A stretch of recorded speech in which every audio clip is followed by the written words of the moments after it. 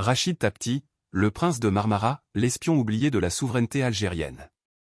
Dans les méandres de l'histoire secrète de l'Algérie indépendante, un nom brille par son audace, son élégance et son mystère, Rachid Tapti, surnommé le prince de Marmara.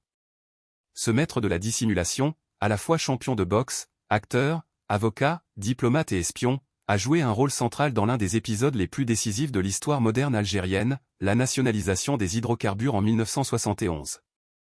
Né à Constantine le 27 mai 1930, Tapti arrive à Paris en 1951 pour y poursuivre ses études de droit, tout en menant une carrière brillante dans la boxe, remportant plusieurs titres universitaires. Mais c'est dans l'ombre que sa véritable mission commence. Dandy charismatique, parlant 5 langues, il fréquente les salons huppés de Paris, séduit les élites, tourne dans des films aux côtés de Jean Marais et Gina Lollobrigida, et devient le visage publicitaire de la célèbre aspirine Aspro. Recruté par la sécurité militaire algérienne, il infiltre les cercles du Quai d'Orsay. Sous une fausse identité, celle d'un prince turc richissime, il séduit Béatrice Elika, secrétaire du directeur général des affaires économiques du ministère français des Affaires étrangères.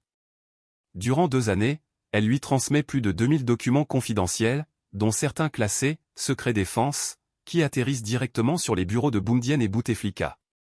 Ces documents permettent à l'Algérie d'anticiper les décisions françaises, de décrypter les négociations et de frapper au bon moment. Grâce à ces fuites, l'Algérie découvre par exemple en avance une dévaluation du franc de 12,5%, ce qui lui permet de convertir à temps ses réserves en devises. Tapti parvient même à percer les codes de l'ambassade de France à Alger. Les autorités françaises, stupéfaites par la précision des positions algériennes, finiront par comprendre qu'un espion se cache dans leur rang. Trahi peut-être de l'intérieur, il est arrêté par la DST, jugé pour espionnage économique et condamné à 10 ans de réclusion. Il purge sa peine à la prison de la Santé, puis à Melun. Il est libéré en 1973 après un échange avec 35 Français détenus en Algérie. De retour à Alger, il se retire de la scène politique et devient avocat à la Cour suprême. Mais le héros retombe peu à peu dans l'oubli. Rongé par la maladie de Parkinson, Rachid Tapti s'éteint en juillet 2009, loin des projecteurs. Son histoire, pourtant digne d'un film d'espionnage, demeure largement méconnue, malgré le rôle essentiel qu'il a joué dans l'histoire contemporaine de l'Algérie.